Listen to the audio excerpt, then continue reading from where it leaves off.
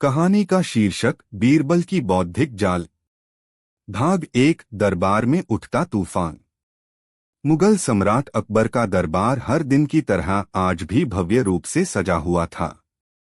चारों ओर विद्वान, दरबारी, कवि, ज्योतिषी, सैनिक और सलाहकार अपनी अपनी जगहों पर बैठे थे। बीरबल अपनी सीट पर शांत भाव से बैठे थे, आंखों में वही तेज, वही चमक। तभी एक युवक दरबार में घबराया हुआ दाखिल हुआ। जहांपनाह, मेरी फरियाद सुनी जाए, उसने जोर से पुकारा। अकबर ने इशारे से उसे बोलने की अनुमति दी। मालिक, मैं एक साधारण किसान हूँ। मैंने अपने गांव के जमींदार से कर्ज लेकर बीज खरीदा और फसल उगाई। लेकिन फसल तैयार होने के बाद उसने जोर से कह दिया कि जमीन उसकी है और फसल भी। मेरी मेहनत बर्बाद हो गई। अकबर ने प्रश्न किया, क्या जमीन सच में उसकी है? जी, मैंने उससे 1 साल के लिए किराए पर ली थी। इसका लिखित करार भी है। अकबर ने आदेश दिया, उस जमींदार को तुरंत दरबार में बुलाया जाए। भाग 2। जमींदार की हठधर्मी। अगले दिन जमींदार दरबार में हाजिर हुआ। वह ऐंठता हुआ अंदर आया, जैसे कि पूरा दरबार उसी का हो। उसकी आंखों में घमंड और चेहरे पर दंभ। मालिक, उसने कहा, ये किसान झूठ बोल रहा है। जमीन मेरी है और जो कुछ उसमें उगता है वह भी मेरा ही होता है। बीरबल ने कहा, क्या तुम्हारे पास ऐसा कोई सबूत है जो यह सिद्ध करे कि करार नहीं हुआ था? करार तो था, उसने अनमने ढंग से कहा, पर उसने समय पर फसल नहीं दी, इसलिए अब वो फसल मेरी है। अकबर सोच में पड़ गए। मामला उलझता जा रहा था। बीरबल ने मुस्कराकर कहा, जहांपनाह, क्या मुझे इस मामले की तह तक जाने का अवसर मिलेगा? अकबर ने सहमति दी। भाग 3। बीरबल की परीक्षा। बीरबल ने एक योजना बनाई। उसने दोनों को आदेश दिया कि वे अपने अपने खेत की थोड़ी मिट्टी लेकर अगले दिन दरबार में आएं। अगले दिन दोनों अपनी अपनी मिट्टी लेकर हाजिर हुए। बीरबल ने दोनों मिट्टियों को अलग अलग कटोरियों में रखवाया और पास में कुछ ताजे बीज डलवाए। फिर उसने वैद्य से कहा कि वह इन बीजों को 1 रात पानी में भिगोकर फिर दोनों मिट्टियों में बो दे। 2 हफ्तों तक दरबार के एक कोने में मिट्टी की देखभाल की गई। फिर बीरबल ने सबको इकट्ठा करके परिणाम दिखाया। किसान की मिट्टी में अंकुर निकल चुके थे, हरे हरे पौधे ऊपर आ रहे थे।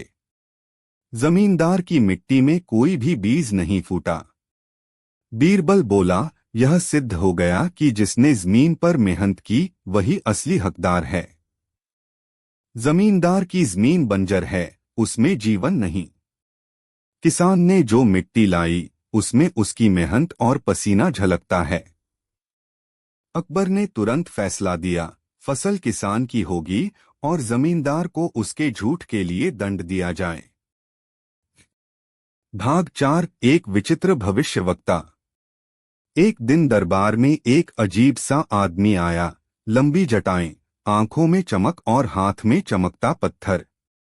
महाराज, वह बोला, मैं भविष्यवक्ता हूँ। मैं बता सकता हूँ कि कौन आपके राज्य में सबसे वफादार है और कौन नहीं। अकबर मुस्कराए, तो बताओ, बीरबल मेरे लिए कितना वफादार है? भविष्यवक्ता बोला, मुझे 1 दिन का समय दें।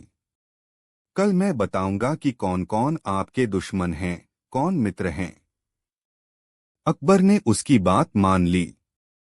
अगले दिन वह आया और बोला, जहांपनाह, बीरबल आपका वफादार नहीं है। वह खुद को आपसे भी ज्यादा बुद्धिमान समझता है। एक दिन वह आपको नीचा दिखाएगा। अकबर चौंके। उन्होंने बीरबल की ओर देखा, जो शांत खड़े थे। बीरबल बोला, हुजूर, क्या मुझे इस व्यक्ति की परीक्षा लेने की अनुमति है? अकबर ने सिर हिलाया। बीरबल ने कहा, क्या आप बता सकते हैं कि कल किस दरबारी ने चुपके से आपके सिंहासन के पास झूठी सोने की अंगूठी रखी थी? भविष्यवक्ता सकपका गया। बोला, मुझे नहीं पता। बीरबल ने मुस्कराते हुए कहा, क्योंकि ऐसी कोई अंगूठी रखी ही नहीं गई थी। आपने मेरे बारे में झूठ कहा। एक सच्चा भविष्यवक्ता झूठ नहीं बोलता बल्कि सत्य दिखाता है। अकबर हंस पड़े। बीरबल, तुम्हारे आगे तो जादूगर भी बौने हो जाते हैं। भाग 5 सोने की मूर्ति का रहस्य। एक बार अकबर को एक अनोखी सोने की मूर्ति भेंट में मिली। मूर्ति अत्यंत सुंदर थी, पर उसकी खासियत यह थी कि उसके कानों में छोटे छोटे छेद थे। अकबर ने दरबार में सभी विद्वानों से पूछा, इस मूर्ति का अर्थ क्या हो सकता है? किसी ने कहा, यह धन की देवी है। किसी ने कहा, यह सौंदर्य का प्रतीक है। बीरबल चुपचाप बैठे रहे। अकबर ने कहा, बीरबल, तुम्हारा क्या मत है? बीरबल बोले, जहांपनाह, यह मूर्ति उस व्यक्ति की प्रतीक है जो सुनता तो बहुत है, पर वह सुनकर सारी बातें इधर उधर फैला देता है। यह मूर्ति गोपनीयता की कमी का प्रतीक है। अकबर ने पूछा, तुम ऐसा क्यों कह रहे हो? क्योंकि कानों में छेद हैं। इसका मतलब जो कुछ भी वह सुनता है वह उसके कानों में टिकता नहीं, वह सब बाहर निकल जाता है। ऐसे लोग विश्वसनीय नहीं होते। अकबर ने सराहना की, सचमुच बीरबल, तुम्हारी दृष्टि में कला भी बोलती है। भाग 6 बीरबल की सजा और सच्चाई। एक दिन दरबार में अचानक खबर आई कि बीरबल ने दरबार से कुछ रत्न गायब किए हैं। यह बात सुनते ही दरबार में खलबली मच गई। कुछ दरबारी जो बीरबल से जलते थे वे तुरंत बोले, जहांपनाह, इसका उचित दंड होना चाहिए। बिना पूरी जांच के अकबर को भी थोड़ा क्रोध आया। उन्होंने कहा, जब तक जांच पूरी नहीं होती बीरबल को निलंबित किया जाता है। बीरबल मुस्कराते हुए दरबार से चले गए। 3 दिन बाद दरबार में एक संदेश आया। एक व्यापारी इन रत्नों को बेचने की कोशिश कर रहा था। उसे पकड़ा गया है। जब उससे पूछा गया कि रत्न कहाँ से आए, उसने बताया कि वह उन्हें चोरी करके ले गया और बीरबल का नाम केवल अपनी रक्षा के लिए लिया। अकबर को अपने निर्णय पर पछतावा हुआ। बीरबल जब दरबार लौटे तो अकबर ने माफी मांगी।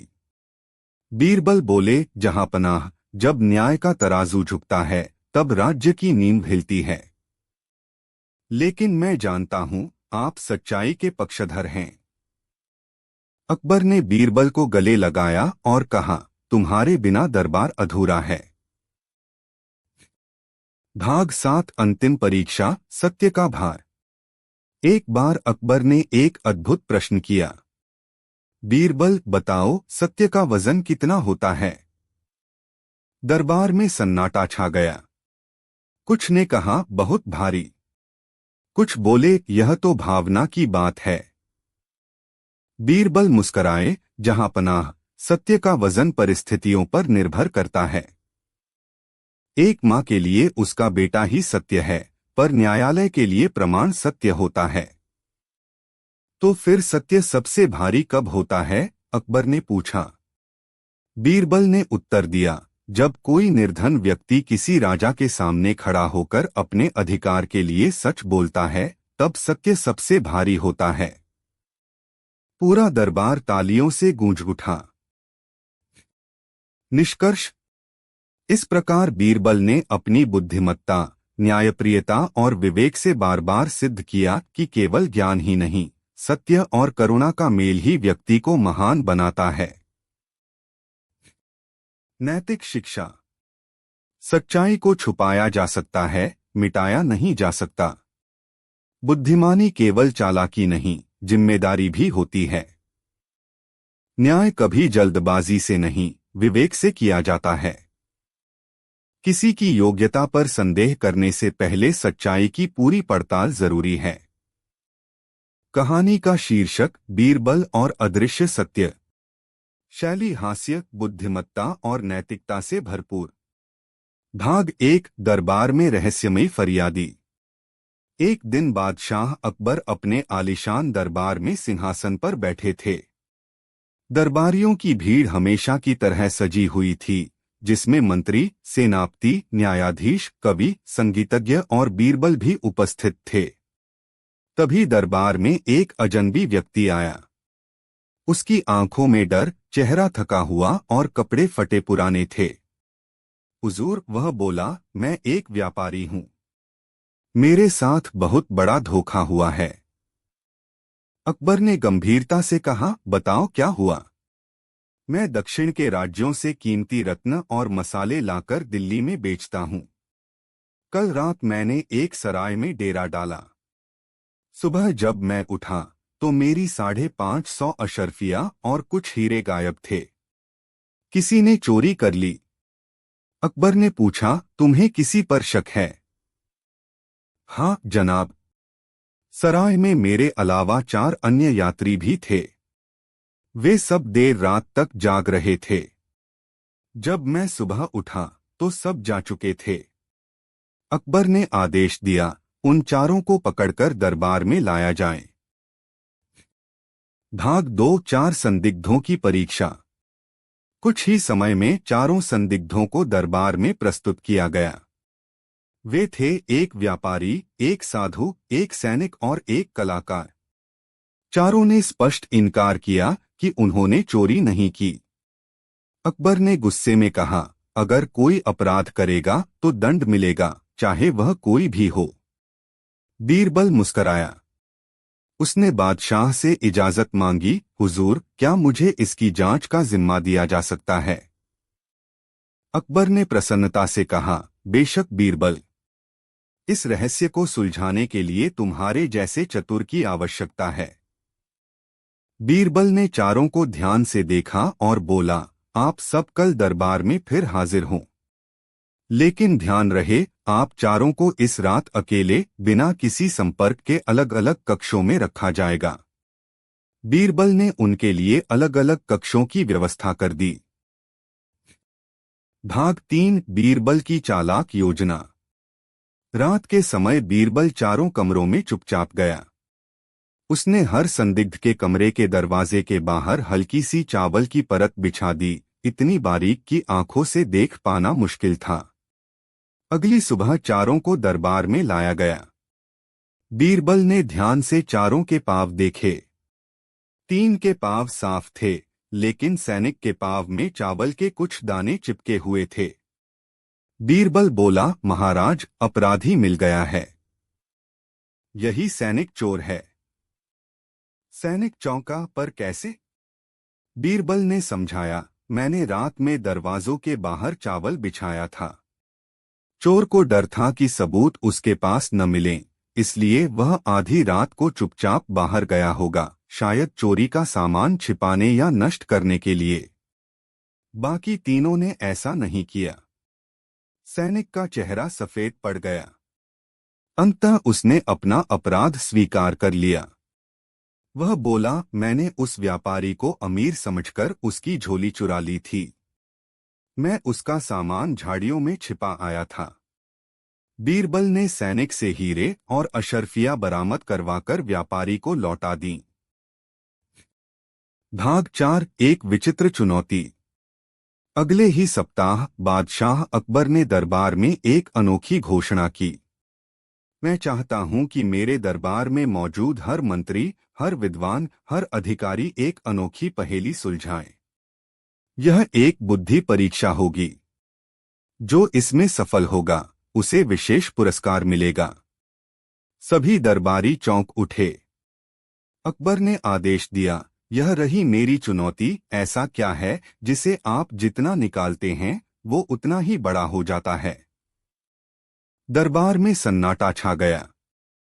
कुछ लोग सोच में डूब गए, कुछ ने सिर खुजा लिया। बीरबल चुपचाप बैठा मुस्करा रहा था। अकबर ने पूछा, बीरबल, तुम क्या सोचते हो? बीरबल बोला, हुजूर, इसका उत्तर है गड्ढा। कैसे? जब हम मिट्टी निकालते हैं, गड्ढा गहरा और बड़ा होता जाता है। जितना निकालो उतना ही बड़ा होता है। अकबर हंस पड़े, बीरबल तुम तो हमेशा ही कमाल करते हो। भाग 5 अंधी भिक्षुणी का न्याय। अकबर का न्याय दूर दूर तक प्रसिद्ध था। एक दिन एक बूढ़ी अंधी भिक्षुणी दरबार में आई। मालिक, मैं वर्षों से इस शहर के मंदिर के पास भीख मांगती हूँ, लेकिन कल एक अमीर महिला ने मुझे चुपचाप एक सोने की अंगूठी थमा दी, शायद गलती से। अब वह महिला मुझसे अंगूठी मांग रही है, लेकिन मैं नहीं जानती कि वह वही है या कोई लालची महिला है जो झूठ बोल रही है। बीरबल ने पूछा, महिला कौन है? भीड़ में से एक सजीदजी महिला आगे आई और बोली, मैंने गलती से उस भिक्षुणी को अपनी अंगूठी दे दी थी। यह वही अंगूठी है जो मेरे पिता ने मुझे विवाह पर दी थी। बीरबल ने अंगूठी ली और बोला, ठीक है, मैं इस अंगूठी को एक मिट्टी के बर्तन में रखकर दरबार के कोने में रखता हूँ। अब कल आकर दोनों महिलाएं उस बर्तन को छुएंगी। जिससे बर्तन गर्म होगा वही सच्ची होगी। सभी चौंक गए। अगले दिन दोनों महिलाएं आईं। भिक्षुणी ने बर्तन को सहमे हुए छुआ और तुरंत पीछे हट गई, जबकि दूसरी महिला ने बर्तन को उठाया और जोर से कहा, यह मेरी है। बीरबल बोला, असली मालिक वही होता है जो चीज से भावनात्मक रूप से जुड़ा हो। भिक्षुणी ने उसे केवल उपहार माना, जबकि असली मालकिन उसे खोने का दर्द समझती है। अंगूठी इसी की है। अकबर ने भिक्षुणी को कुछ स्वर्ण मुद्राएं भेंट की और असली मालकिन को उसकी अंगूठी लौटाई। भाग 6 बीरबल की अनुपस्थिति में दरबार। एक दिन बीरबल बिना किसी सूचना के कई दिनों तक दरबार में नहीं आया। यह अकबर को खलने लगा। उन्होंने सोचा, क्या बीरबल अब मेरी उपेक्षा कर रहा है? अकबर ने नए सलाहकारों से पूछना शुरू किया। कई दरबारी बीरबल से ईर्ष्या रखते थे। वे बोले, जहां पनाह हो सकता है बीरबल अब किसी और राजा की सेवा कर रहा हो। अकबर ने गुस्से में कहा, अगर बीरबल अब मेरे प्रति वफादार नहीं रहा तो मैं उसे दोबारा दरबार में नहीं लूंगा। तभी एक पत्र दरबार में पहुंचा जिसमें लिखा था, जहां पनाह, मैं एक विशेष कार्य पर निकला था, आपकी ख्याति और न्याय प्रणाली को देश के दूसरे कोनों तक पहुंचाने। लौटकर आपको एक विशेष सौगात दूंगा। आपका सेवक बीरबल। 3 दिन बाद बीरबल वापस आया। उसके साथ एक गरीब गांव का मुखिया था। महाराज, यह वह व्यक्ति है जिसने 40 साल से अपने गांव में न्याय और ईमानदारी से सेवा की है। आपने कहा था कि सच्ची सेवा केवल दरबार में नहीं बल्कि हर कोने में होनी चाहिए। मैं इसे आपकी सेवा में लाया हूं। अकबर बीरबल की दृष्टि से प्रभावित हुए। उन्होंने मुखिया को सम्मानित किया और बीरबल को गले लगाते हुए कहा, तुम नहीं होते तो यह दरबार भी अधूरा लगता। भाग 7 अंत और शिक्षा। एक दिन अकबर ने बीरबल से पूछा, तुमने हमेशा लोगों के मन की बात कैसे पढ़ी? बीरबल ने उत्तर दिया, जहां पनाह, मैं उनके शब्द नहीं, उनकी आंखें और मौन देखता हूं। हर झूठ बोलने वाला आंख चुराता है और सच्चा व्यक्ति चाहे कितना डरे सत्य के लिए खड़ा रहता है। अकबर मुस्कराए और बोले, इसलिए तुम ही मेरे सबसे प्रिय हो क्योंकि तुम्हारे पास न्याय, बुद्धि और करुणा तीनों हैं। नैतिक शिक्षा। चतुराई केवल बातों में नहीं, कर्मों में होनी चाहिए। सत्य और ईमानदारी हमेशा पहचान लिए जाते हैं। न्याय के लिए धैर्य और विवेक दोनों आवश्यक हैं। कहानी का शीर्षक, बीरबल की न्याय की तराजू। भाग 1 एक सजा जो सवाल बन गई। एक दिन बादशाह अकबर अपने भव्य दरबार में विराजमान थे। चारों ओर दरबारी, सेनापति, विद्वान और मंत्री बैठे हुए थे। दरबार की कार्यवाही चल ही रही थी कि तभी सैनिकों ने एक गरीब किसान को दरबार में लाकर खड़ा कर दिया। किसान थका-हारा और डरा हुआ लग रहा था। अकबर ने पूछा, इस आदमी को क्यों लाया गया है? सैनिक बोला, जहांपनाह, इस किसान पर महल के बाग से फल चोरी करने का आरोप है।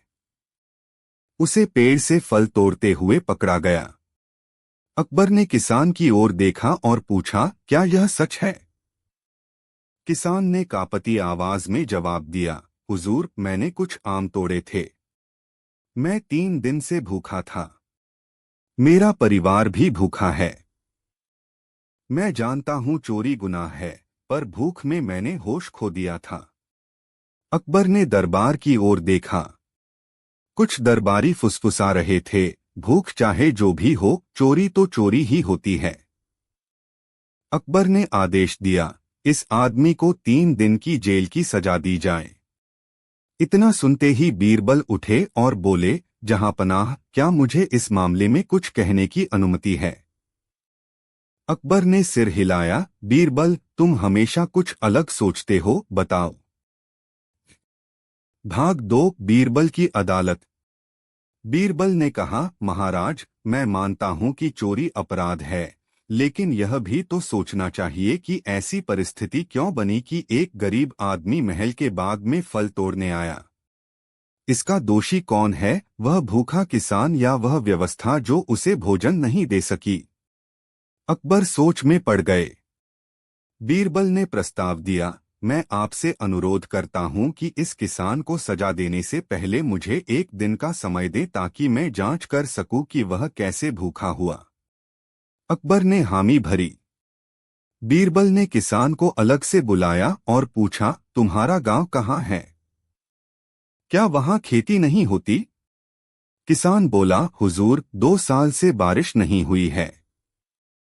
हमारी फसलें सूख गईं। हमने कई बार सहायता मांगी, लेकिन हमारी बात कोई नहीं सुनता। बीरबल ने उसी समय सैनिकों को भेजा और गांव का निरीक्षण करवाया। जांच में पता चला कि गांव में वर्षों से पानी की कमी है और प्रशासन की लापरवाही के कारण वहां राहत नहीं पहुंची। भाग 3, दोषी कौन? अगले दिन बीरबल ने दरबार में यह सारी रिपोर्ट प्रस्तुत की। उन्होंने कहा, जहांपनाह, किसान को भूखा रखने के लिए दोषी वो अधिकारी हैं जिन्होंने समय रहते राहत नहीं पहुंचाई। अगर वह आम तोड़कर खा गया तो यह उसकी विवशता है, न कि आपराधिक मानसिकता। अकबर ने गुस्से से पूछा, तो फिर हम क्या करें? व्यवस्था को कैसे सुधारा जाए?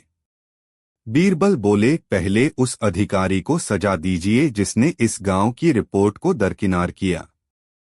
दूसरा, उस गांव को तुरंत अनाज, पानी और सहायता भेजी जाए। तीसरा, किसान को चोरी के अपराध से मुक्त किया जाए और उसे किसी काम में नियुक्त किया जाए ताकि वह भविष्य में खुद कमा सके। अकबर ने तुरंत इन तीनों बातों को मान लिया और कहा, बीरबल, तुम्हारी न्याय की तराजू सच्चे ही सोने की बनी है। भाग 4, स्वर्णकटोरी का रहस्य। कुछ ही दिनों बाद दरबार में एक धनी व्यापारी रोता हुआ आया, जहांपनाह, मेरी बहुमूल्य स्वर्णकटोरी चोरी हो गई है। यह कटोरी मेरे पूर्वजों की निशानी थी। इसे मेरे नौकरों में से किसी एक ने चुराया है। अकबर ने व्यापारी के नौकरों को बुलाया। कुल 5 नौकर थे, सभी ने चोरी से इनकार किया। बीरबल ने कहा, हुजूर, मुझे इन 5 से बात करने दें। बीरबल 5 को अलग अलग कमरे में ले गए और उनके साथ थोड़ा समय बिताया। वापस आकर बीरबल ने एक योजना बनाई। उसने सभी को एक एक बांस की छड़ी दी और कहा, यह जादुई छड़ी है। जिसने कटोरी चुराई है, उसकी छड़ी रात भर में 1 अंगुल बढ़ जाएगी। कल सुबह हम इनकी लंबाई मापेंगे। सभी छड़ियां ले गए। अगली सुबह जब वे लौटे, बीरबल ने ध्यान से सबकी छड़ी मापी। एक नौकर की छड़ी बाकी से 1 अंगुल छोटी थी। बीरबल मुस्कराए, यही चोर है। अकबर ने पूछा, कैसे? बीरबल बोले, उसने डर के मारे अपनी छड़ी काट दी ताकि अगर बढ़ भी जाए तो समान दिखे। लेकिन यही उसकी गलती बन गई। नौकर ने अपराध स्वीकार कर लिया। भाग 5 बीरबल के बिना दरबार। एक बार बीरबल बिना सूचना दिए कई दिन तक दरबार में नहीं आए। यह बात अकबर को खलने लगी। उन्होंने दरबार में पूछा, क्या किसी को बीरबल के बारे में जानकारी है? कुछ दरबारी जो बीरबल से ईर्ष्या रखते थे बोले, जहां पनाह, शायद बीरबल अब किसी और राज्य में चला गया है। वह अब अपने पद से संतुष्ट नहीं। अकबर ने क्रोधित होकर घोषणा की, अगर बीरबल दरबार में वापस नहीं आया तो उसकी जगह नया मुख्य सलाहकार नियुक्त किया जाएगा। 3 दिन बाद एक साधारण वस्त्रों में लिपटा हुआ व्यक्ति दरबार में दाखिल हुआ। उसके चेहरे पर दाढ़ी और सिर पर साफा था। अकबर ने उसे पहचानने की कोशिश की, लेकिन नहीं पहचान सके। तभी वह व्यक्ति मुस्कराया और बोला, जहां पनाह, क्या बीरबल को आप ऐसे ही भूल गए? अकबर चौंक गए। यह तो खुद बीरबल थे। उन्होंने पूछा, तुम इस भेष में क्यों आए? बीरबल बोले, मैंने सोचा अगर मैं एक आम व्यक्ति की तरह दरबार में आऊं तो देख सकूं कि मेरे बारे में क्या राय बन रही है। और मुझे दुख हुआ यह जानकर कि कुछ लोग मेरी अनुपस्थिति में मेरी निंदा करने लगे। अकबर ने गहरी सांस ली। बीरबल, तुम्हारे बिना यह दरबार वैसा नहीं लगता। तुम न केवल मेरी आंख हो बल्कि मेरी आत्मा भी। भाग 6 बीरबल की तरकीब, खामोशी की जुबान। एक दिन एक बुद्धिमान व्यक्ति दरबार में आया और बोला, मैं एक ऐसी पहेली लाया हूं जिसे सुलझाना असंभव है। अगर कोई इसे हल कर दे तो मैं उसे 100 अशर्फिया दूंगा। अकबर ने कहा, बताओ पहेली क्या है? वह बोला, ऐसी चीज बताओ जो बिना बोले बोलती है, बिना कान सुने और बिना पैर चले। सभी दरबारी सोच में पड़ गए। बीरबल मुस्कराए और बोले, उत्तर है पत्र। कैसे पूछने पर बीरबल ने समझाया, पत्र लिखे हुए शब्दों से बात करता है, पढ़ने वाला उसे सुनता है और वह बिना चले जगह जगह घूमता है। वह व्यक्ति बहुत प्रभावित हुआ और बीरबल को 100 अशर्फिया दे दी। भाग 7 अंतिम निर्णय, न्याय का संतुलन। एक दिन दरबार में 2 औरतें आईं। दोनों के हाथ में एक ही नवजात बच्चा था। दोनों रोते हुए कह रही थीं, यह बच्चा मेरा है। अकबर उलझन में पड़ गए। दोनों के पास कोई प्रमाण नहीं था। बीरबल ने कहा, मुझे इस पर निर्णय लेने दें। बीरबल ने बच्चा एक सेवक को दिया और आदेश दिया, बच्चे को आधा आधा काटकर दोनों को बांट दो। एक महिला चुप रही, दूसरी जोर से चिल्लाई, नहीं, बच्चा उसे दे दो पर इसे मत मारो। बीरबल बोले, बच्चा इसी औरत का है। केवल एक माँ ही अपने बच्चे की जान बचाने के लिए उसे छोड़ सकती है। अकबर ने कहा, बीरबल, तुम्हारा निर्णय फिर से न्याय की मिसाल बन गया। निष्कर्ष, इस प्रकार बीरबल ने फिर सिद्ध किया कि न्याय केवल दंड देना नहीं बल्कि परिस्थिति को समझना और उचित विवेक से निर्णय लेना होता है। उनकी कहानियां आज भी हमें यह सिखाती हैं कि इंसानियत, सत्य और न्याय किसी भी राज्य की सबसे बड़ी ताकत होते हैं। नैतिक शिक्षा। न्याय केवल आंखों से नहीं, दिल और विवेक से किया जाता है। चतुराई वही है जो दूसरों की भलाई के लिए उपयोग हो। भूख, विवशता और मजबूरी को अपराध से अलग समझा जाना चाहिए। सत्य और समझदारी से बड़ा कोई हथियार नहीं होता। कहानी का शीर्षक, बीरबल की बेमिसाल चतुराई। भाग 1 अजनबी की अजीब याचिका। एक बार की बात है, मुगल दरबार में हमेशा की तरह चहल पहल थी। सम्राट अकबर अपने सिंहासन पर विराजमान थे और बीरबल दरबार की बाईं ओर अपने स्थान पर विराजमान थे। तभी दरबार में एक अजनबी दाखिल हुआ, जिसकी वेशभूषा भले ही साधारण थी पर चाल में आत्मविश्वास था। अजनबी ने झुककर सलाम किया और बोला, जहां पनाह, मैं एक व्यापारी हूं। मैंने एक सौदागर को 1000 सोने की अशर्फियां उधार दी थीं, लेकिन अब वह मुकर रहा है। कृपया मुझे न्याय दिलाए। अकबर ने उसकी बात ध्यान से सुनी और आदेश दिया कि उस सौदागर को दरबार में हाजिर किया जाए।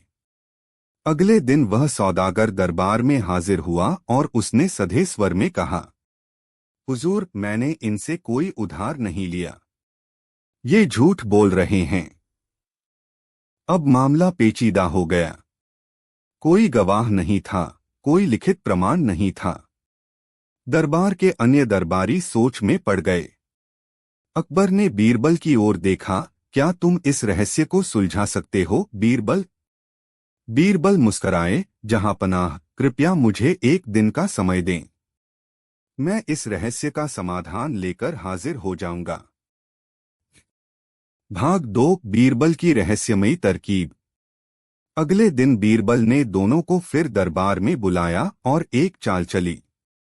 मैं आप दोनों को एक एक डिब्बा दूंगा, उसमें कुछ चूर्ण रखा गया है। वह चूर्ण जादुई है। अगर किसी झूठे व्यक्ति के घर में वह रात भर रखा जाए तो वह काले रंग में बदल जाएगा। कल सुबह दोनों डिब्बे लेकर दरबार में आए। दोनों व्यक्ति डिब्बे लेकर चले गए। अगले दिन दोनों हाजिर हुए।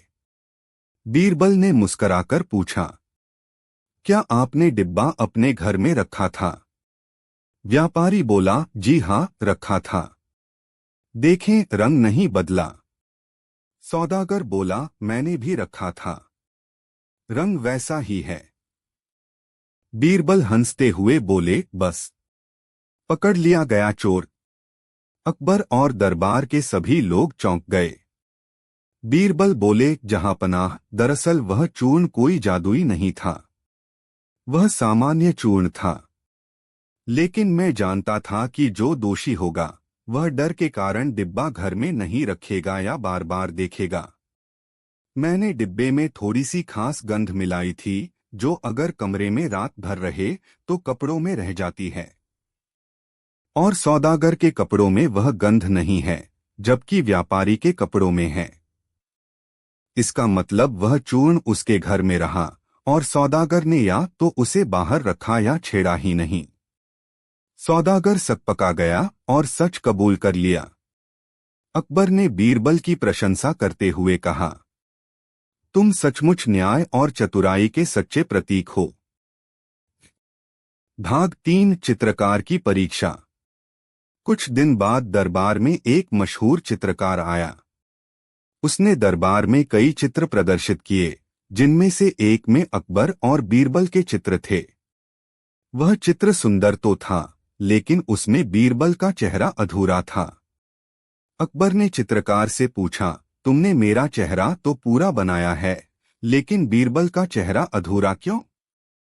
चित्रकार ने उत्तर दिया, जहां पनाह, मैंने बीरबल को कभी सामने से नहीं देखा और बिना देखे मैं उनका चेहरा नहीं बना सकता।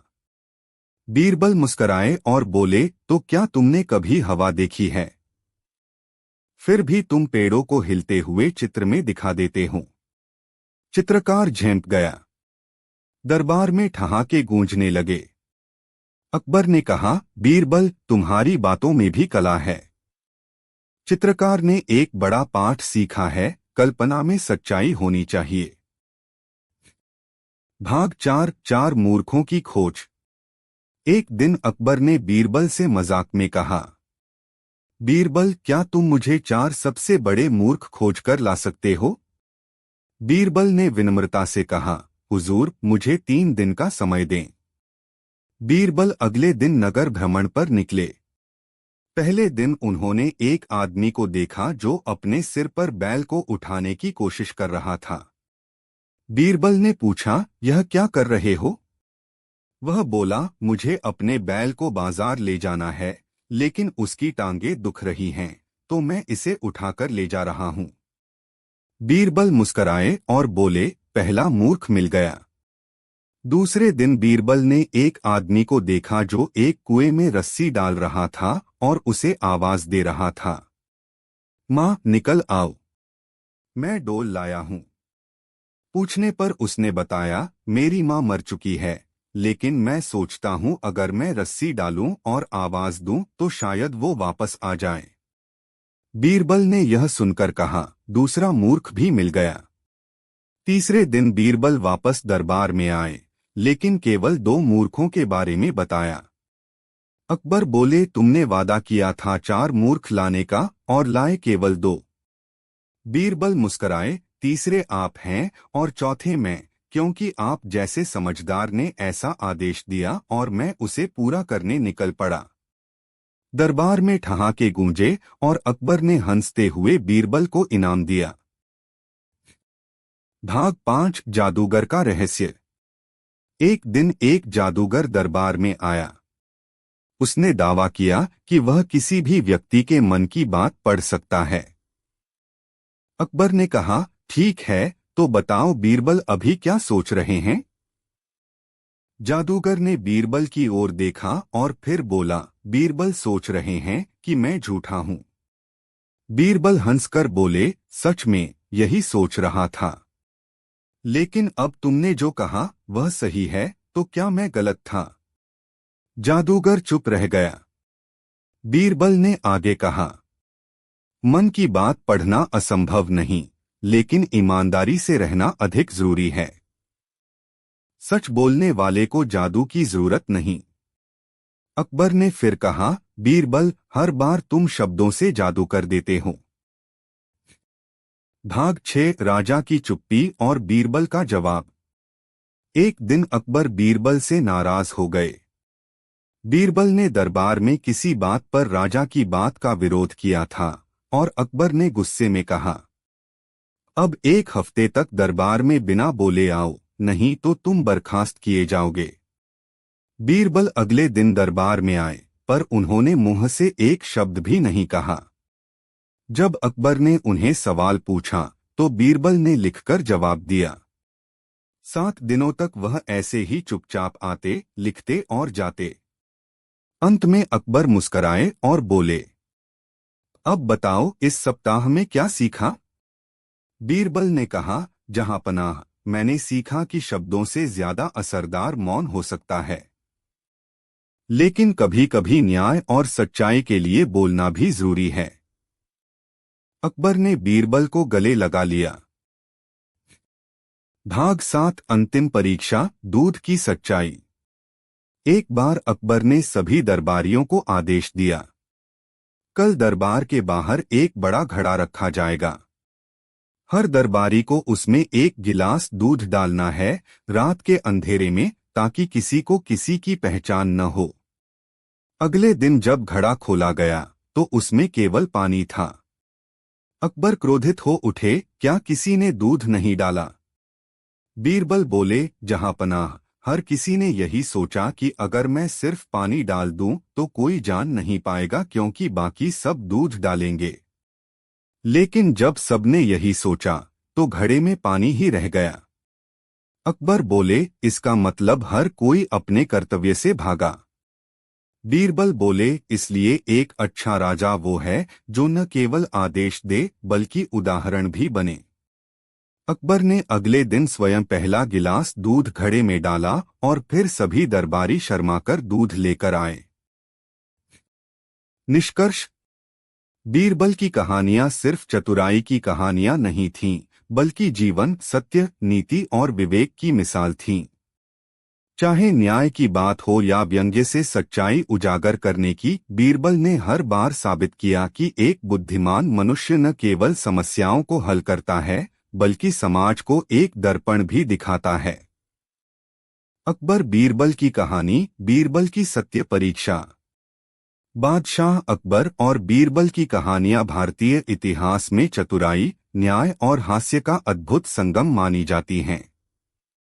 बीरबल अकबर के दरबार के 9 रत्नों में से एक, अपनी बुद्धिमत्ता और तीव्र समझबूझ से कई कठिन समस्याओं को सरलता से हल कर दिया करते थे।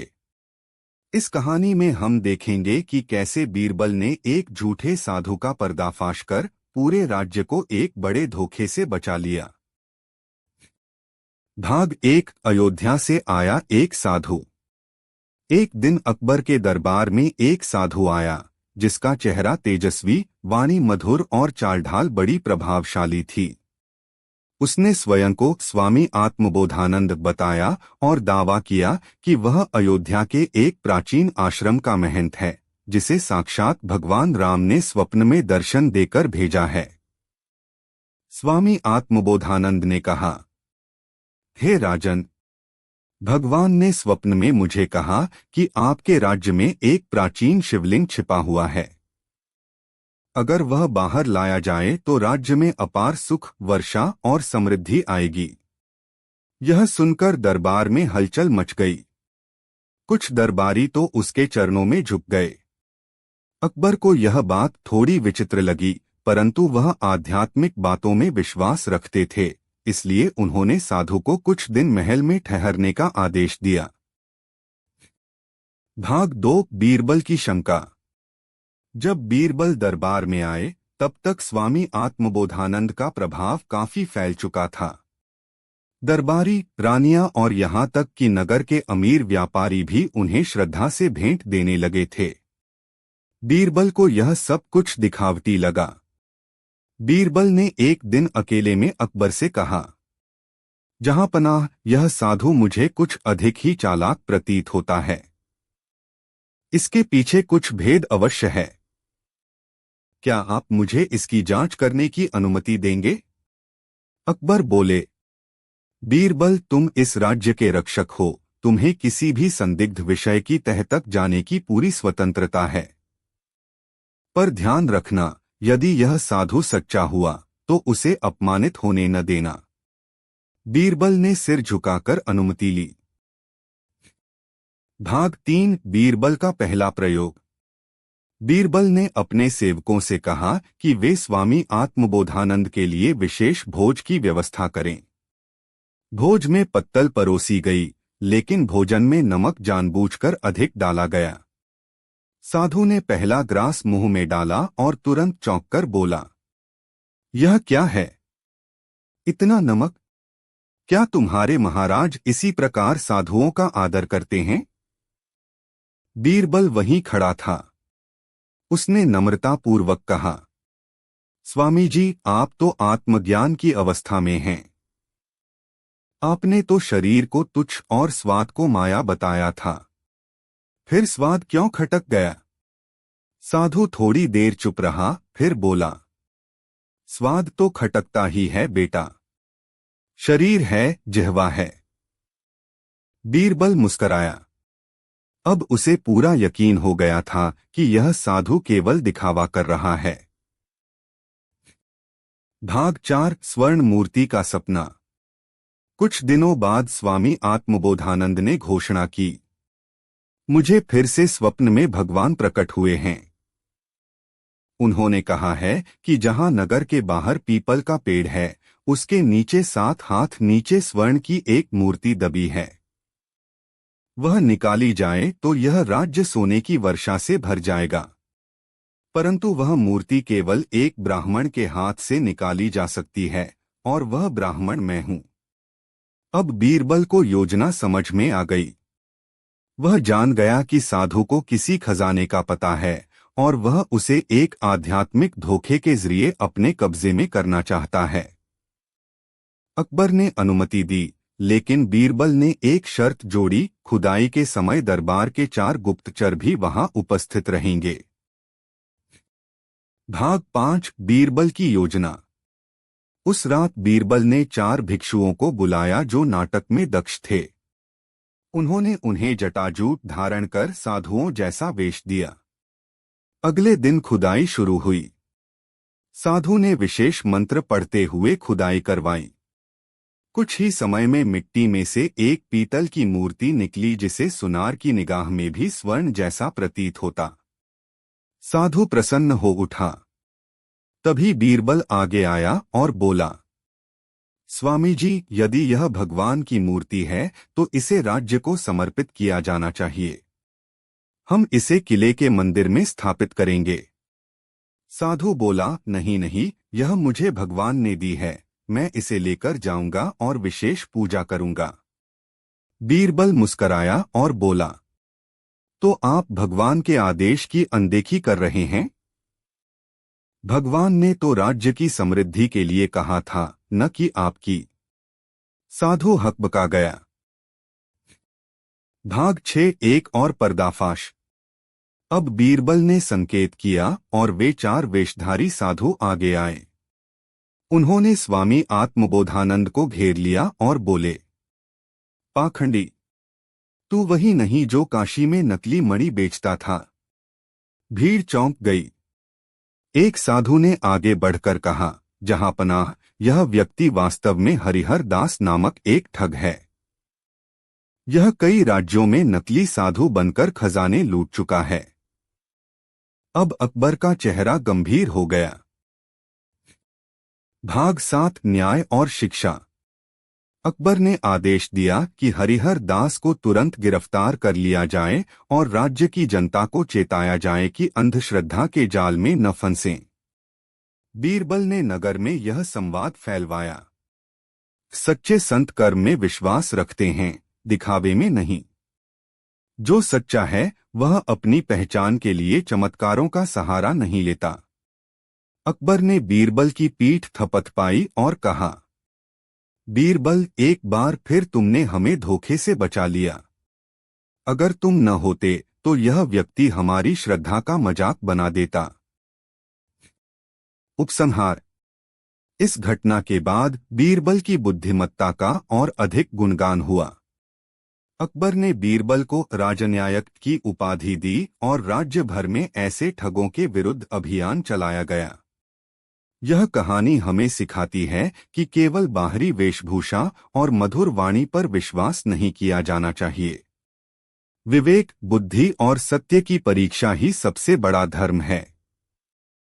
अकबर बीरबल की कहानी, बीरबल की चतुर चाल। प्रस्तावना। बादशाह अकबर और बीरबल की जोड़ी न केवल इतिहास में प्रसिद्ध रही है, बल्कि भारतीय लोककथाओं का हिस्सा बनकर घर घर में सुनाई जाती रही है। बीरबल की तीव्र बुद्धि, चतुराई और व्यंग्य से भरे उत्तर अकबर के दरबार को जीवंत रखते थे। आज की इस कहानी में हम जानेंगे कि कैसे बीरबल ने अपने चातुर्य से एक भ्रष्ट दरबारी की पोल खोली और बादशाह अकबर के सामने सत्य की रक्षा की। भाग 1 भ्रष्ट दरबारी की चाल। अकबर के दरबार में एक नया मंत्री नियुक्त हुआ था। नाम था वजीर खान। वह तेजतर्रार और बोलने में अत्यंत मधुर था। शुरू में उसने बड़ी ईमानदारी से काम किया, जिससे अकबर का विश्वास भी जीत लिया। परंतु कुछ महीनों बाद दरबार में खबरें आने लगीं कि वजीर खान जनता से धन वसूलता है और अपनी जेबें भर रहा है। कई व्यापारी, किसान और शिल्पकार दरबार के बाहर अपनी शिकायतें लेकर आते, परंतु दरबार के पहरेदारों द्वारा उन्हें अंदर घुसने नहीं दिया जाता। बीरबल जब यह सब देखता तो उसे संदेह होता, लेकिन प्रमाण के अभाव में वह मौन था। भाग 2 बीरबल की योजना। एक दिन बीरबल ने निश्चय किया कि वह स्वयं वजीर खान की पोल खोलेगा। उसने एक वृद्ध महिला को बुलाया जो दरबार के बाहर रोज रोती थी।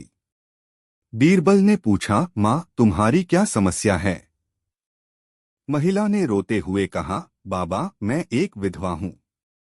मेरे पति ने जमीन छोड़ी थी जो अब इस वजीर खान ने किसी अमीर जमींदार को बेच दी है। जब मैंने विरोध किया तो सिपाही मेरे घर का सामान उठा ले गए। बीरबल को अब विश्वास हो गया कि वजीर खान गलत है, परंतु अकबर के सामने बात रखनी थी और वह बिना प्रमाण के किसी मंत्री को दोषी नहीं ठहरा सकते थे।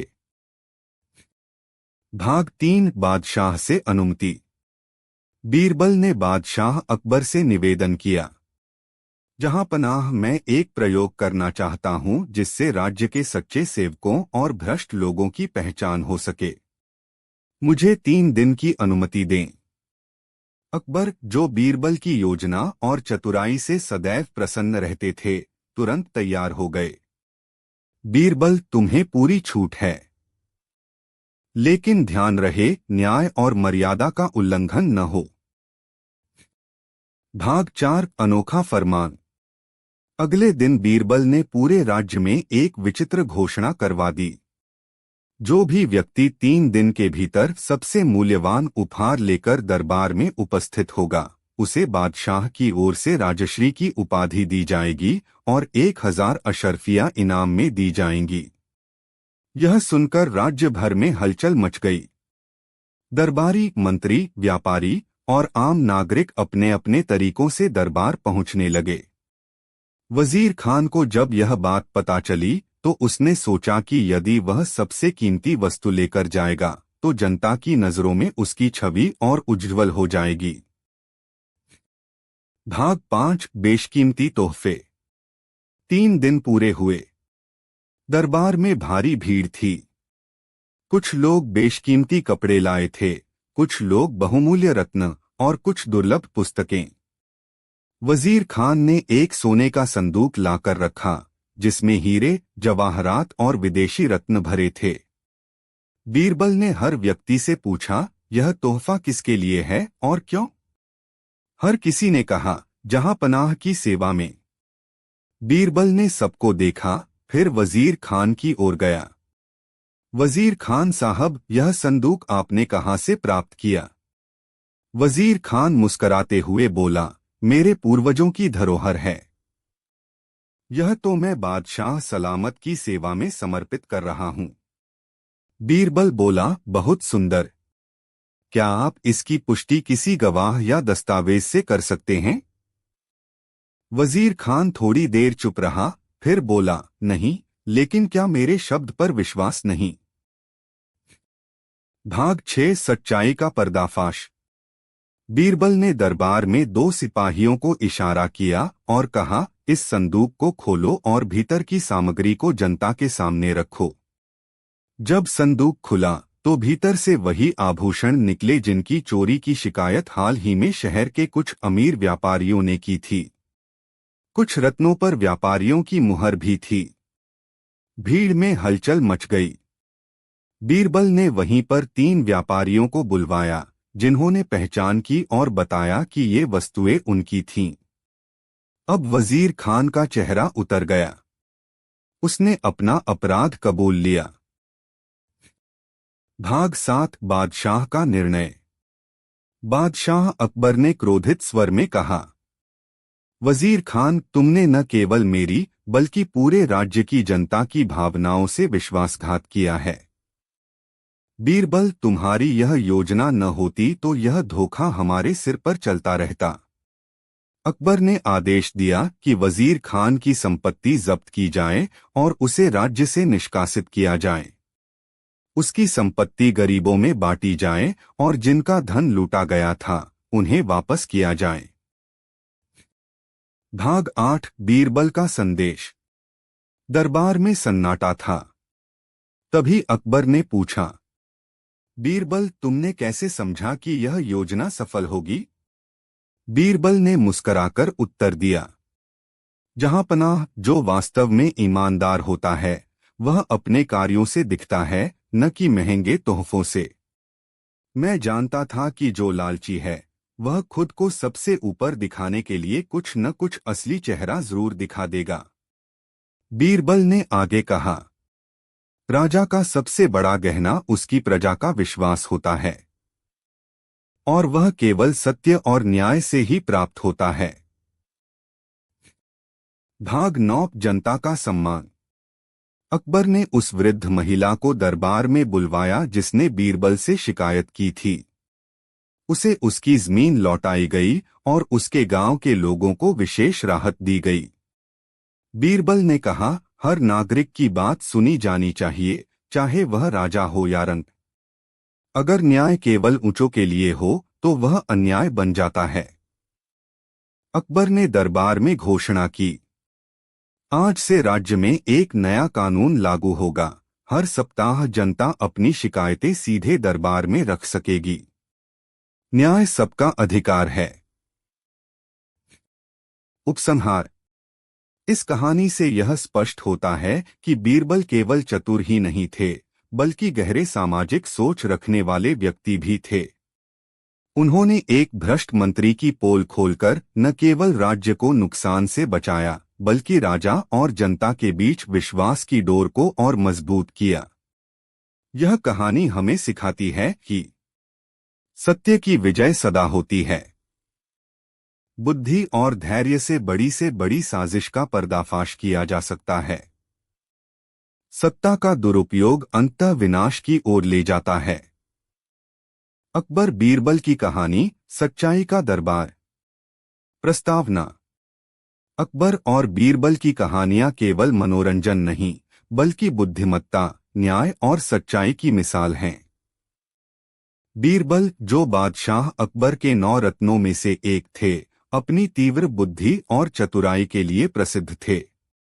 आज की इस कहानी में हम देखेंगे कि कैसे बीरबल ने एक जटिल मामले को सुलझाकर निर्दोष को न्याय दिलाया और सच्चाई को उजागर किया। भाग 1: सुनार पर चोरी का आरोप। एक बार की बात है, दिल्ली के बाजार में एक मशहूर सुनार था, हरिदास। वह वर्षों से ईमानदारी से काम कर रहा था और दरबार के कुछ रत्नों की मरम्मत भी वही करता था। एक दिन शाही खजाने से एक कीमती हार गायब हो गया, जिसे कुछ दिन पहले ही हरिदास को मरम्मत के लिए दिया गया था। जैसे ही यह बात दरबार तक पहुंची, शाही सिपाहियों ने हरिदास को गिरफ्तार कर लिया। उसे दरबार में पेश किया गया। अकबर ने गंभीर स्वर में पूछा, हरिदास, क्या तुम्हें शाही हार सौंपा गया था? हरिदास ने हाथ जोड़कर कहा, हाँ जहांपनाह, मुझे वह हार मरम्मत के लिए दिया गया था, लेकिन मरम्मत के बाद मैंने उसे उसी दिन लौटाया था। शाही सेवक ने उसे स्वीकार भी किया था। बीरबल, जो हमेशा गूढ़ बातों में दिलचस्पी रखते थे, इस मामले पर गौर से ध्यान दे रहे थे। भाग 2: दरबार में संदेह। हार की चोरी एक गंभीर मामला था, क्योंकि वह हार शाही परिवार की धरोहर था, जिसकी कीमत हजारों अशर्फियों के बराबर थी। शाही सेवक, जिसने हार स्वीकार करने की बात को नकारा, बोला, जहांपनाह, मैंने तो वह हार कभी देखा ही नहीं। यह सुनार झूठ बोल रहा है। अकबर को गुस्सा आया। उन्होंने आदेश दिया कि हरिदास को कैद में रखा जाए जब तक सच्चाई सामने न आए। पर बीरबल को कुछ ठीक नहीं लगा। उन्होंने बादशाह से एक दिन का समय मांगा, जिससे वे इस मामले की तह तक जा सकें। अकबर ने कहा, ठीक है बीरबल, तुम्हें 24 घंटे मिलते हैं। लेकिन ध्यान रहे, सच्चाई सामने आनी चाहिए। भाग 3: बीरबल की तहकीकात। बीरबल ने सबसे पहले हरिदास के घर जाकर उसकी दुकान, उसके लेनदेन की किताबें और कर्मचारी से बातचीत की। किताबों में दर्ज था कि हार लौटाया जा चुका है। कर्मचारी ने भी यही कहा कि वह हार शाही सेवक को देकर आया था। फिर बीरबल सीधे उस शाही सेवक रमजान के घर पहुंचे। वहां उन्होंने एक अजीब बात देखी। रमजान का छोटा सा घर हाल ही में मरम्मत हुआ था, नई वस्तुएं खरीदी गई थीं और उसका पहनावा भी बदला हुआ था। यह सब एक सेवक की तनख्वाह से असंभव था। बीरबल ने चुपचाप यह सब देखा और वापस लौट आए।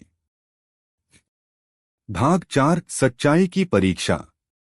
अगले दिन बीरबल दरबार में पहुंचे। उन्होंने बादशाह से कहा, जहांपनाह, मैं इस मामले की सच्चाई एक प्रयोग द्वारा उजागर करना चाहता हूं। कृपया आज के दरबार को थोड़ी देर के लिए जनता के लिए खोला जाए। अकबर ने अनुमति दे दी। फिर बीरबल ने ऐलान किया, राज्य में जो भी व्यक्ति हाल ही में अमीर बना है, चाहे वह किसी भी वर्ग का हो, वह दरबार में आए और बताए कि उसने यह संपत्ति कैसे प्राप्त की। कई लोग डर के मारे नहीं आए, लेकिन रमजान डरते डरते दरबार में पहुंचा। बीरबल ने पूछा, रमजान, हमने सुना है कि तुम्हारा घर नया बना है, नई चीजें भी आई हैं। क्या तुम हमें बता सकते हो कि यह सब कैसे हुआ? रमजान घबरा गया, पर बोला, मुझे एक रिश्तेदार से कुछ धन मिला था, उसी से यह सब हुआ। बीरबल मुस्कराए। भाग 5: चतुर चाल। बीरबल ने अकबर से कहा, जहांपनाह, यदि अनुमति दें तो मैं एक और प्रयोग करना चाहूंगा। अकबर बोले, बताओ बीरबल, क्या योजना है? बीरबल ने एक बड़ा कटोरा मंगवाया जिसमें रंगीन तेल भरा था। उन्होंने कहा, यह एक विशेष मिश्रण है जो केवल सच्चाई को ही साफ कर सकता है। अब रमजान और हरिदास दोनों इसमें अपनी उंगली डालेंगे। जिसकी उंगली में तेल का रंग लगेगा वह दोषी होगा, क्योंकि यह तेल झूठे पर ही चिपकता है। दरबार में सन्नाटा छा गया। रमजान ने पहले उंगली डाली, तेल का रंग चिपक गया। हरिदास ने उंगली डाली, वह साफ निकली। बीरबल बोले, यह रंग किसी भी ईमानदार व्यक्ति की उंगली पर नहीं ठहरता। झूठ और लालच इसे आकर्षित करते हैं। रमजान डर के मारे कांपने लगा और अंततः फूट फूट कर रोते हुए सब कबूल लिया, मैंने ही हार चुराया था और सोचा था कि सुनार पर आरोप लगाकर बच जाऊंगा। भाग 6 न्याय की विजय। अकबर का चेहरा गुस्से से लाल हो गया। उन्होंने रमजान को कड़ी सजा सुनाई, उसे जेल भेज दिया गया और उसका सारा धन जब्त कर लिया गया। हरिदास को दरबार में बुलाकर सार्वजनिक रूप से सम्मानित किया गया। उसे क्षतिपूर्ति स्वरूप एक अशर्फियों की थैली दी गई और यह भी घोषणा की गई कि भविष्य में वह शाही गहनों का प्रमुख सुनार रहेगा।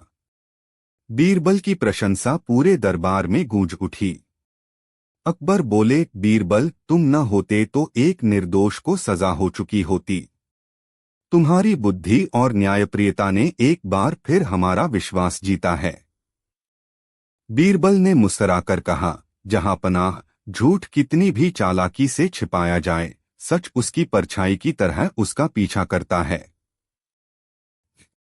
भाग 7 जनता का आभार। इस घटना के बाद राज्य भर में बीरबल की चर्चा होने लगी। जनता को यह विश्वास हो गया कि जब तक बीरबल दरबार में हैं, कोई भी निर्दोष अन्याय का शिकार नहीं हो सकता। अकबर ने एक नया फरमान निकाला, हर सप्ताह का पहला दिन जनता दरबार के रूप में मनाया जाएगा, जहां आमजन अपनी बात सीधे राजा तक पहुंचा सकेंगे। इससे न केवल जनता का राजा पर विश्वास बढ़ा, बल्कि व्यवस्था में पारदर्शिता भी आई। उपसंहार। सच्चाई का दरबार केवल एक घटना नहीं थी, वह न्याय, ईमानदारी और चतुराई का उदाहरण बन गई। बीरबल ने दिखाया कि केवल तेज दिमाग ही नहीं, बल्कि संवेदनशीलता, विवेक और साहस होना भी जरूरी है। इस कहानी से हमें यह सीख मिलती है, सच्चाई कभी नहीं छिपती, वह देर से सही लेकिन सामने आ ही जाती है। न्याय के लिए केवल नियमों की नहीं, बुद्धि और विवेक की जरूरत होती है। एक ईमानदार व्यक्ति पर चाहे जितना आरोप लग जाए, अगर उसे सही मार्गदर्शन मिले तो न्याय की जीत होती है। अकबर बीरबल की कहानी, बीरबल की नीतियुक्त परीक्षा। भूमिका। बादशाह अकबर और बीरबल की जोड़ी इतिहास में चतुराई, न्याय और विनोद की अनोखी मिसाल है। बीरबल न केवल बादशाह के सलाहकार थे, बल्कि एक ऐसे व्यक्ति थे जिनकी बुद्धिमत्ता की मिसालें आज भी दी जाती हैं। उनकी चतुराई से न केवल दरबार की समस्याएं सुलझती थीं, बल्कि राज्य के सामान्य नागरिकों को भी न्याय मिलता था। इस कहानी में हम जानेंगे कि कैसे बीरबल ने एक कठिन परीक्षा को सुलझाकर राजा के सामने सच्चाई की परतें खोलीं और दिखाया कि बुद्धि और नीति से हर उलझन का हल संभव है। भाग 1 एक विचित्र वसीयत। एक दिन बादशाह अकबर के दरबार में एक बूढ़ा व्यक्ति पहुंचा। उसका नाम था रामलाल।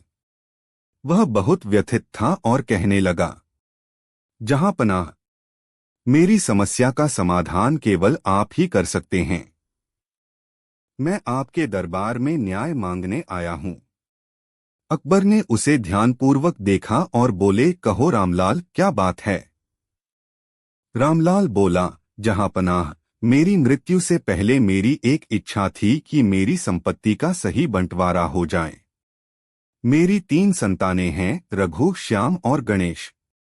मैंने एक वसीयत छोड़ी थी जिसमें मेरी तीनों संतानों को मेरे 30 ऊंट बांटने थे इस प्रकार। रघु को आधे ऊंट, श्याम को 1/3, गणेश को 1/6। परंतु मेरे बेटे इस वसीयत को समझ नहीं पा रहे हैं और एक दूसरे से लड़ रहे हैं। मैं नहीं चाहता कि मेरे जाने के बाद मेरा परिवार टूटे। बादशाह ने गणना की और चौंक गए। 30 का आधा 15, 1/3 10 और 1/6 5, कुल हुआ 30। ठीक तो है। लेकिन रामलाल ने कहा, जी नहीं, ऐसा नहीं है जहांपना। असली समस्या यह है कि जब हम ऊंट बांटने लगे तो उनमें से कोई भी ऊंट आधा या तिहाई में नहीं कट सकता। हम किसी ऊंट को मारना नहीं चाहते, इसलिए हमने बांटना ही बंद कर दिया। अकबर समझ गए कि मामला तकनीकी है। उन्होंने बीरबल को बुलाने का आदेश दिया। भाग 2, बीरबल का आगमन और ऊंटों की परीक्षा। बीरबल दरबार में आए। अकबर ने पूरी समस्या समझाई। बीरबल थोड़ी देर सोच में पड़े, फिर मुस्कराए। उन्होंने कहा, जहां पनाह, क्या मैं अपने निजी ऊँटों में से एक ऊँट इन लोगों को दे दूं जिससे इनका बांटवारा आसान हो जाए? अकबर बोले, बिल्कुल, यदि इससे समस्या हल होती है तो क्यों नहीं। बीरबल ने तुरंत एक ऊँट और मंगवाया। अब कुल ऊँट हो गए 31। अब उन्होंने बांटवारा शुरू किया। रघु को आधा 31/2 15.5 15 ऊँट दिए। श्याम को 1/3 31/3 10.33 10 ऊँट दिए। गणेश को 1/6 31/6 5.165 ऊँट दिए। अब कुल मिला 15 + 10 + 5 30 ऊँट। और बीरबल ने अपना ऊँट वापस ले लिया। सब चकित रह गए। बादशाह अकबर मुस्कराए, बीरबल, यह तो अद्भुत समाधान है। ना कोई ऊँट मरा, ना विवाद रहा, और वसीयत भी पूरी हुई। बीरबल ने सिर झुकाकर कहा, जहां सच्ची नीति हो वहां उलझन भी समाधान बन जाती है। भाग 3, गणेश का लालच। संपत्ति का बांटवारा हो गया, लेकिन सबसे छोटा बेटा गणेश संतुष्ट नहीं हुआ। वह बीरबल से मिला और बोला, मुझे लगता है कि मुझे सबसे कम हिस्सा मिला है। मैं सबसे छोटा हूं, इसका मतलब यह नहीं कि मुझे अन्याय सहना चाहिए। बीरबल ने मुस्कुराकर कहा, गणेश, क्या तुम न्याय चाहते हो या संपत्ति? गणेश बोला, मैं न्याय चाहता हूं, लेकिन उससे भी अधिक मुझे सम्मान चाहिए। बीरबल बोले, तो ठीक है, एक परीक्षा लो। यदि तुम इस परीक्षा में सफल होते हो तो मैं तुम्हें अतिरिक्त ऊंट दिलवा दूंगा। गणेश तैयार हो गया। भाग 4, परीक्षा की चाल। बीरबल ने गणेश को 3 वस्तुएं दीं, एक मिट्टी का दीपक, एक खाली घड़ा और एक रस्सी। उन्होंने कहा, इन तीनों वस्तुओं का उपयोग करके तुम अपने भाइयों को ऐसा कोई काम करके दिखाओ जो उनकी सोच से परे हो। यदि वे स्वयं मान लें कि तुम अधिक योग्य हो तो मैं तुम्हारा हिस्सा बढ़ा दूंगा। गणेश सोच में पड़ गया। वह गरीब था पर चतुर नहीं। उसने दीपक को घड़े में रखा और रस्सी से उसे लटका दिया। फिर उसने अपने भाइयों को बुलाकर कहा, देखो, मैंने एक जलती हुई बाती को घड़े में बंद किया है और फिर भी उसका प्रकाश बाहर दिख रहा है। इसका अर्थ यह है कि मैं तुम सबसे अधिक समझदार हूं। रघु और श्याम हंस पड़े। उन्होंने कहा, यह तो कोई चमत्कार नहीं, यह तो दीपक की रोशनी है जो घड़े के छिद्रों से बाहर दिख रही है। गणेश हार गया। भाग 5, बीरबल का उपदेश। गणेश बीरबल के पास पहुंचा और बोला, मुझे माफ करें, मैं हार गया। बीरबल ने उसे सांत्वना दी, गणेश, बुद्धि केवल वस्तुएं घुमा देने से नहीं आती, उसमें सोचने की गहराई होनी चाहिए। गणेश ने कहा, तो क्या मुझे कभी ज्यादा हिस्सा नहीं मिलेगा? बीरबल बोले, यदि तुम अगली बार एक नीति के साथ सोचो तो निश्चित ही मिलेगा। गणेश ने कहा, तो मुझे एक और अवसर दीजिए। भाग 6 गणेश की समझ। इस बार गणेश ने गहराई से सोचा। उसने मिट्टी का दीपक, घड़ा और रस्सी उठाई। वह अपने भाइयों के पास गया और कहा, आज हम तीनों भूखे हैं। दीपक से हम आग जलाकर खाना बना सकते हैं, घड़े में पानी भर सकते हैं और रस्सी से बर्तन बांध सकते हैं। मैं अकेले कुछ नहीं कर सकता, लेकिन हम तीनों मिलकर सब कुछ कर सकते हैं। रघु और श्याम चकित रह गए। उन्होंने स्वीकार किया, गणेश, आज तुमने दिखा दिया कि तुममें नीति की समझ आ गई है। वे दोनों बीरबल के पास गए और बोले, हमें कोई आपत्ति नहीं यदि गणेश को एक ऊंट अतिरिक्त दिया जाए। बीरबल ने मुस्कुराकर कहा, बुद्धि का उपयोग व्यक्तिगत लाभ के लिए नहीं, परस्पर सहयोग के लिए होना चाहिए। आज गणेश ने वही किया। भाग 7 बादशाह की घोषणा। अकबर ने यह सब देखा। उन्होंने दरबार में घोषणा की, आज बीरबल ने हमें फिर यह सिखाया कि समस्या चाहे कितनी भी उलझी हो, यदि दृष्टिकोण स्पष्ट हो तो समाधान अवश्य मिलेगा। और गणेश ने दिखाया कि समझ समय के साथ आती है, लेकिन यदि नियत सही हो तो बुद्धि भी साथ चलती है। बीरबल को एक बार फिर स्वर्ण मुद्राओं से सम्मानित किया गया। उपसंहार। यह कहानी हमें सिखाती है, गणना से ज्यादा जरूरी है दृष्टिकोण। न्याय केवल बांटने में नहीं, समर्पण में होता है। और सबसे अहम, बुद्धि का मूल्य तभी है जब वह नीति और करुणा से जुड़ी हो। बीरबल की नीति से न केवल ऊँटों का बंटवारा हुआ, बल्कि एक परिवार को टूटने से बचाया गया। अकबर बीरबल की कहानी, बीरबल और स्वर्ण सिंहासन की परीक्षा। भूमिका। अकबर और बीरबल की कहानियां भारतीय जनमानस में गहराई से रची सी हैं। ये केवल मनोरंजन नहीं बल्कि बुद्धि, न्याय और नैतिकता का पाठ भी पढ़ाती हैं।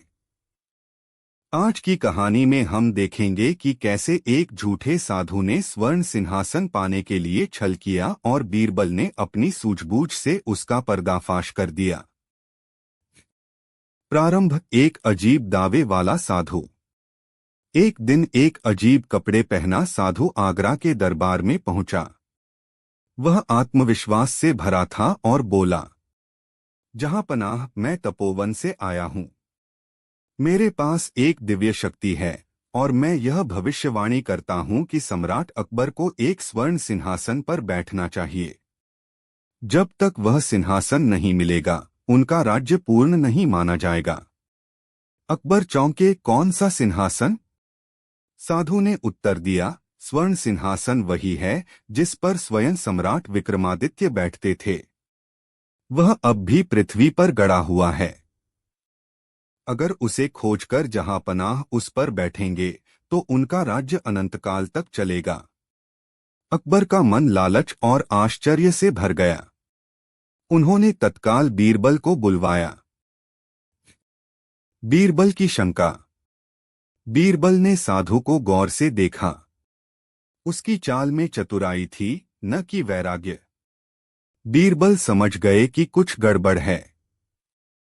अकबर बोले, बीरबल, साधु जी कह रहे हैं कि विक्रमादित्य का स्वर्ण सिंहासन अब भी धरती में कहीं गड़ा है। क्या यह संभव है? बीरबल बोले, जहां पनाह, यह असंभव नहीं है, परंतु हमें पहले जांच करनी चाहिए कि यह साधु सच्चा है या धोखेबाज। साधु बीच में बोला, मेरे साथ चलिए। मैं आपको उस स्थान पर ले चलता हूं जहां सिंहासन दबा है। खोज शुरू होती है। अगले दिन बीरबल, साधु और कुछ सैनिक एक पुराने सुनसान जंगल में पहुंचे। वहां एक पुराना टीला था। साधु बोला, सिंहासन इसी टीले के नीचे है। सैनिकों ने खुदाई शुरू की और कुछ ही घंटों में एक विशाल, धूल से सना हुआ सोने का सिंहासन निकाला गया। उस पर कीमती पत्थर जड़े हुए थे और सिंहासन पर 12 छोटी छोटी मूर्तियां बनी थीं। अकबर को जैसे खजाना मिल गया हो। उन्होंने घोषणा की, मैं अब इसी सिंहासन पर बैठूंगा। पर बीरबल चुप रहे। उनकी आंखें उस साधु की हरकतों पर टिकी थीं। बीरबल की परीक्षा। अकबर ने जैसे ही सिंहासन पर बैठने की तैयारी की, बीरबल ने निवेदन किया, जहांपनाह, कृपा करके एक दिन का समय दें। मैं इस सिंहासन की एक परीक्षा करना चाहता हूं। यदि यह सच में दिव्य है तो यह एक राजा को पहचान लेगा। अकबर मुस्कराए, ठीक है बीरबल, तुम्हें एक दिन मिलता है। अगले दिन बीरबल दरबार में आए और बोले, मैंने एक योजना बनाई है। आज दरबार के 10 साधारण व्यक्तियों को यह सिंहासन छूने देंगे। अगर यह सिंहासन दिव्य है तो केवल योग्य व्यक्ति ही उसे छू पाएगा, अन्य नहीं। अकबर सहमत हो गए। परीक्षा की शुरुआत। पहले एक साधारण किसान आया। उसने सिंहासन को छुआ, कुछ नहीं हुआ। फिर एक मोची आया, कुछ नहीं हुआ। लेकिन जैसे ही एक निर्धन लेकिन न्यायप्रिय अध्यापक ने सिंहासन को छुआ, सिंहासन पर बैठी एक छोटी मूर्ति अचानक बोली, आप में न्याय की भावना है, परंतु आप राजा नहीं हैं। दरबार में सन्नाटा छा गया। फिर बीरबल स्वयं सिंहासन के पास गए। उन्होंने सिंहासन को छुआ और एक दूसरी मूर्ति बोली, आप में बुद्धि है, परंतु आप सम्राट नहीं हैं। अब आखिरी में जब अकबर स्वयं सिंहासन की ओर बढ़े और उसे छूने ही वाले थे, बीरबल ने हाथ आगे बढ़ाकर उन्हें रोका। बीरबल का रहस्योद्घाटन। बीरबल बोले, जहांपनाह, यह सिंहासन जादू नहीं करता, बल्कि इसमें एक यंत्र है। इसकी मूर्तियों में छिपे यांत्रिक पुर्जे हैं जो किसी विशेष आवाज या गति से सक्रिय होते हैं। यह सब धोखा है। उन्होंने सैनिकों को आदेश दिया कि मूर्तियों को खोलें। अंदर से लकड़ी के पहिए, बेलन और पंखे निकले जो उस साधु ने खुद से लगाए थे। आवाज एक छिपे हुए व्यक्ति द्वारा दी जा रही थी जो सिंहासन के नीचे छिपा था। अकबर क्रोधित हो उठे, इस साधु को गिरफ्तार करो। साधु रोने लगा, मुझे क्षमा करें जहांपनाह, मैं केवल धन के लालच में ऐसा कर बैठा। अंत न्याय की स्थापना। अकबर ने आदेश दिया कि साधु को कुछ महीने के लिए कारावास दिया जाए और उसका मकसद जनहित के लिए उपयोग किया जाए। सिंहासन को शाही संग्रहालय में रखा गया, यह कहकर कि यह इतिहास का एक प्रमाण है, न कि किसी शक्ति का प्रतीक। अकबर ने बीरबल से कहा, बीरबल, तुमने न होते तो मैं एक जाल में फंस चुका होता। तुमने फिर से यह सिद्ध कर दिया कि बुद्धि, विवेक और सच्चाई से बड़ी कोई शक्ति नहीं। बीरबल ने मुस्कुराकर उत्तर दिया, जहां सच्चाई होती है वहीं न्याय होता है। सीख। इस कहानी से हमें कई बातें सीखने को मिलती हैं। हर चमकती चीज सोना नहीं होती। अंधविश्वास से बड़ा कोई धोखा नहीं। अगर शासक विवेकशील न हो तो जनता को मूर्ख बनाना आसान है। न्याय के साथ बुद्धि का संतुलन ही एक अच्छे राज्य का आधार होता है। अकबर बीरबल की कहानी, बीरबल और गुप्त खजाने की खोज। प्रस्तावना। अकबर और बीरबल की कहानियां भारतीय लोक संस्कृति का अमूल्य हिस्सा हैं।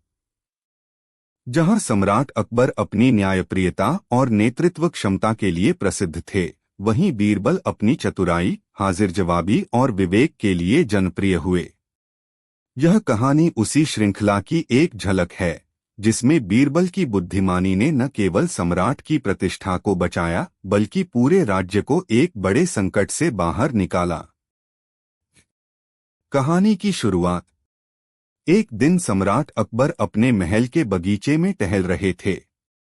अचानक राजधानी से सटे एक गांव के मुखिया ने आकर दरबार में निवेदन किया, जहांपनाह, हमारे गांव में एक अजीब घटना हुई है। हमारे खेतों में खुदाई के दौरान एक पुरानी तांबे की थाली मिली है।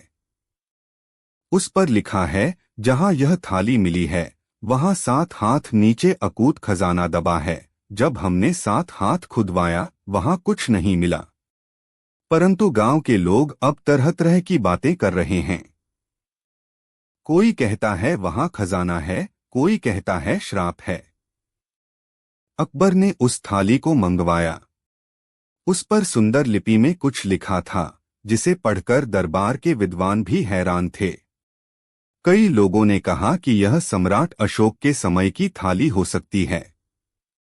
अकबर की आंखों में लालच नहीं, बल्कि इतिहास की जिज्ञासा झलकने लगी।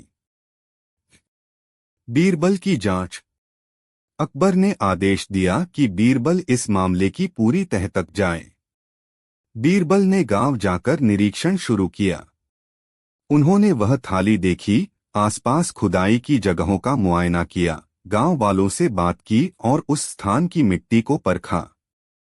जब वह वापस दरबार लौटे तो उन्होंने कहा, जहांपनाह, यह मामला केवल खजाने का नहीं बल्कि इतिहास और विश्वास का भी है।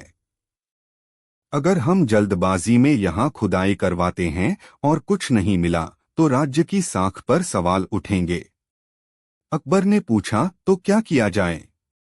बीरबल बोले, मैं एक योजना बनाता हूं। हमें इसे खजाने की खोज से अधिक एक रहस्य की खोज की तरह देखना चाहिए। नई योजना। बीरबल ने अगले ही दिन आदेश दिया कि गांव में एक राजकीय अन्वेषण मंडल स्थापित किया जाए। इसके तहत वैज्ञानिक, इतिहासकार, ज्योतिषी, मजदूर और सिपाही नियुक्त किए गए। उन्हें आदेश था कि 7 दिन तक खुदाई करें, लेकिन साथ ही हर वस्तु का दस्तावेजीकरण भी करें, चाहे वह पत्थर का टुकड़ा हो या मिट्टी का रंग। राज्य में घोषणा कर दी गई कि यह खुदाई केवल ऐतिहासिक अनुसंधान के लिए है, न कि किसी खजाने के लिए।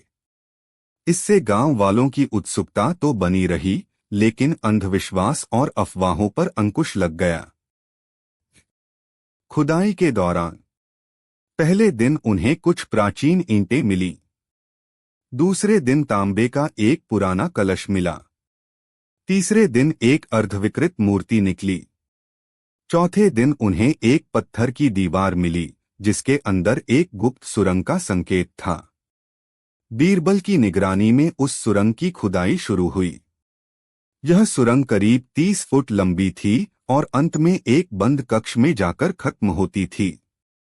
जब पत्थरों को हटाकर उस कक्ष को खोला गया तो वहां उन्हें एक लोहे की संदूक मिली, बंद और भारी।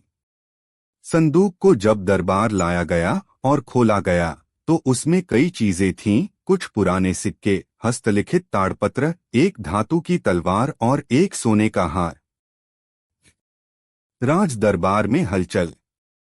अकबर बहुत प्रसन्न हुए, लेकिन अब समस्या यह थी कि यह खजाना किसका था और क्या यह शाही खजाने में जोड़ा जाए या संग्रहालय में रखा जाए।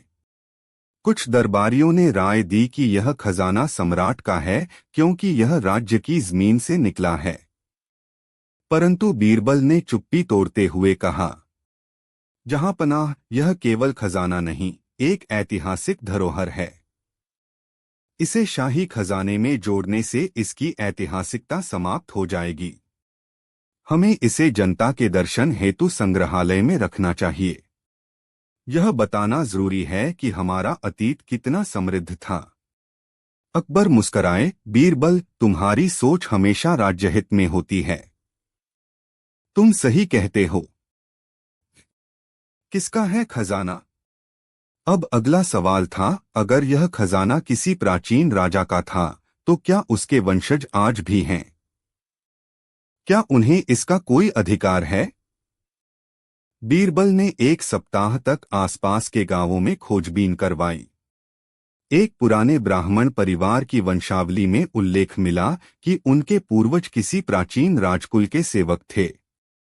यह भी उल्लेख था कि एक बार राजा ने युद्ध के समय कुछ वस्तुएं गांव के पास गाड़ दी थीं और विश्वासपात्र सेवक को इसकी जानकारी दी गई थी। बीरबल उस परिवार से मिलने गए।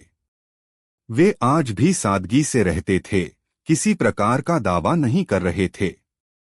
बीरबल उन्हें दरबार लाए और बोले, जहांपनाह, यह परिवार इस ऐतिहासिक खजाने से संबंधित है, परंतु यह कोई दावा नहीं कर रहा।